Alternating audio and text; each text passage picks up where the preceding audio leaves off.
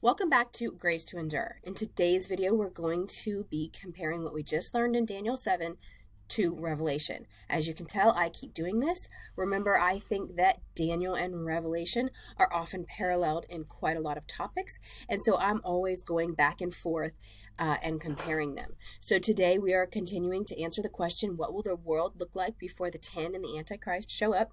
I think this question is paramount in understanding what the great apostasy is all about, and then hopefully by the grace of God not falling for those lies that are still up in front of us. Okay, so let's start reading at Revelation 13 verses 1 through 3.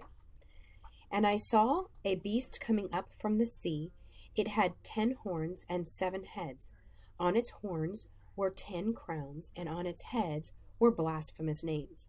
Now, we already knew that those 10 are called kings in Revelation 17. And so we already know that. So the fact that they have crowns is not much of a surprise. We haven't really learned anything new.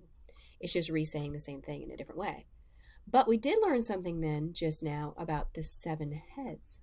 So we've already seen the 7 heads in Daniel 7, but now we're seeing that these 7 heads have blasphemous names.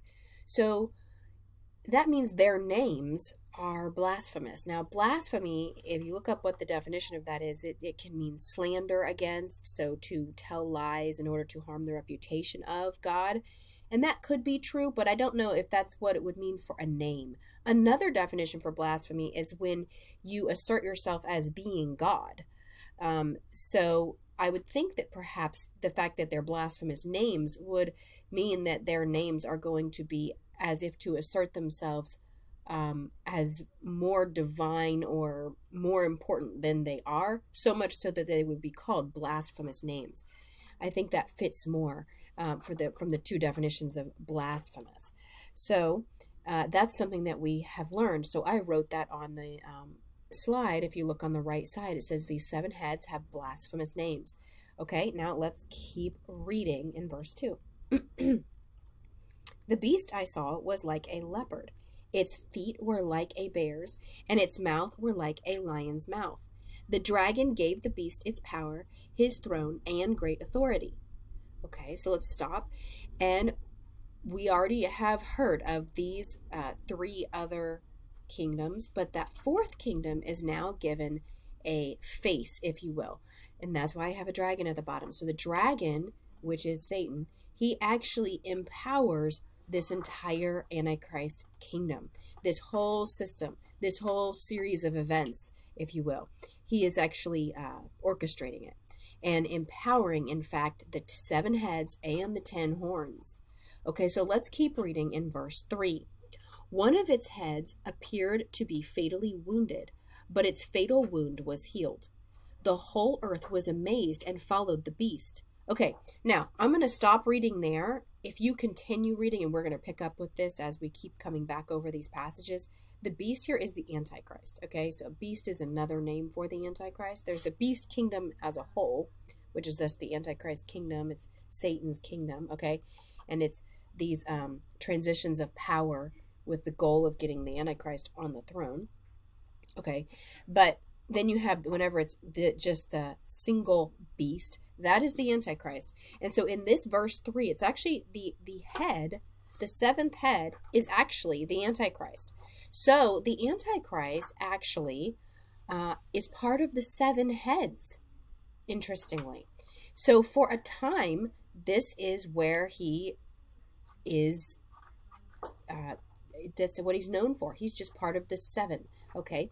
And so these 7 heads or chiefs or leaders or kings, whichever term that you want to use.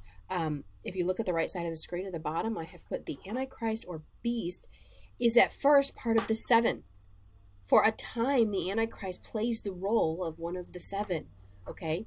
So we're going to continue reading and see if he keeps that position or if he changes positions over time. Okay, so we just learned from Revelation 13 that the Antichrist is part of the 7 heads. Now let's keep going in the storyline to see what happens next. We're going to pick up at Revelation 17, verse 7. Then the angel said to me, why are you astonished? I will explain to you the mystery of the woman, which we know is Babylon, and the beast with the 7 heads and the 10 horns that carry her. The beast that you saw was and is not, and is about to come up from the abyss and go to destruction. Let's pause. So we know that the Antichrist is part of the 7, okay, the 7 heads, and we know he's going to get a fatal head wound and die. We know this from Revelation 13, which we just read. And then he's going to rise up from the dead. And that's when the whole world is astonished, right? I believe this is describing the same thing. He was, and then he is not, because he dies. He receives a fatal head wound. And then he is again. Okay, let's keep going. And then what happens exactly after he raises from the dead? Right afterwards? Those who live on the earth, whose names have not been written in the book of life from the foundation of the world, will be astonished when they see the beast, that's the Antichrist, that was and is not and is to come. This calls for a mind that has wisdom. So in other words, this is just describing that same fatal head wound and resurrection of the Antichrist, which then gets everyone to worship him. This is the transition here. So let's look even closer at the transition of power. Let's keep reading. The 7 heads are 7 mountains on which the woman is seated. They are also 7 kings. So these 7 are twofold.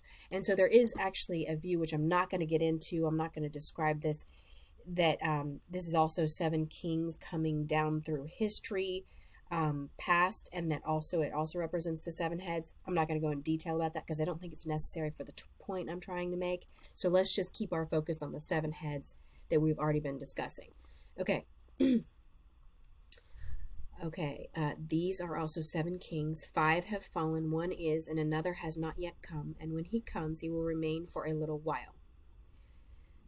The beast, verse 11, the beast that was and is not, is itself the 8th king. But it belongs to the 7 and is going to destruction. And then we're going to stop right there because verse 12 gets into the 10, and we're trying to come short of the 10. We'll get to the 10 in just a little while. Okay, so the Antichrist, this restates what was just said in Revelation 13, that the Antichrist is part of the 7 heads. Then he dies, he resurrects, and he becomes the 8th head or 8th king. Okay, so if you look on the screen, I have the 7 circled and then an arrow pointing down to the Antichrist. And then you see him coming back up, and now he's the 8th head. Okay, so you have those 4 kingdoms that are spread across the earth, the compass, as far as the east is from the west, the north is from the south, and all the land in between. Okay, those kingdoms that take over the world. Okay, the 4 kingdoms with the 7 heads. Okay, and the Antichrist starts out just looking like 7 of those leaders, and then he dies, he resurrects. This is when people start to worship him as God. Okay, so let's look at Daniel 7, verse 24 real quick. And I just want to show where the Bible says that these 10 come from. The 10 horns are the 10 kings who will rise from this kingdom. And in the context, if you read the context, we're talking about that 4th kingdom. So if you look at the screen, see how I have a black arrow coming from the 4th kingdom? Okay, that's why. These 10 kings come from that 4th kingdom. Okay, let's keep reading. Another king, different from the previous one, so different from the 10, okay, will rise after them and subdue 3 kings. So look back at the screen. So the Antichrist comes after the 10. That is when he dies. So the timing of him dying and raising from the dead is after the 10 have shown up. So the 7 have to get settled. The 4 regions get settled. The 7 leaders get settled and reign for a certain amount of time. Then the Antichrist dies. The 10 rise up at some point, probably before the Antichrist dies. So the 10 get settled into place. They get their power. And then the 7th, that's the Antichrist, dies. And then he resurrects, and he's now the 8th head. Okay? So he comes after the 10, and he is the 8th.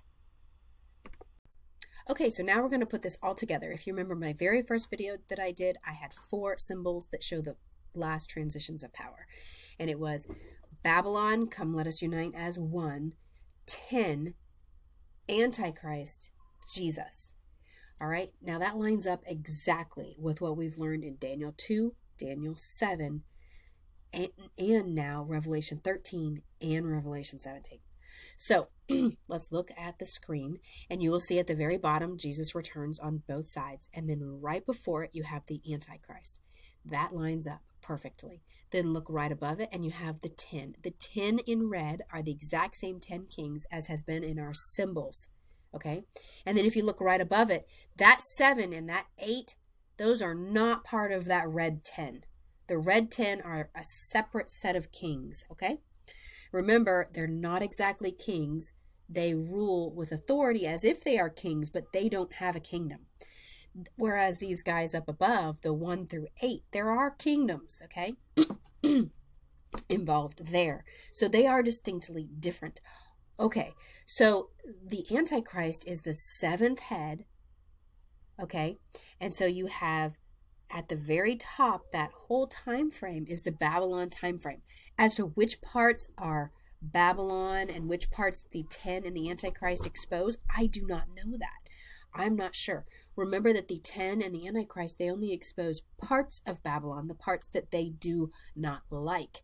And that makes them look like the heroes of the world. And so that 7th head unites with those red 10 kings right there, and they together expose that group up above, Babylon, in part, and then the Antichrist dies and rises as the 8th king. And the 10 then give the red 10, they give all of their power and authority to the Antichrist, that 8th king, and then he takes over the entire world.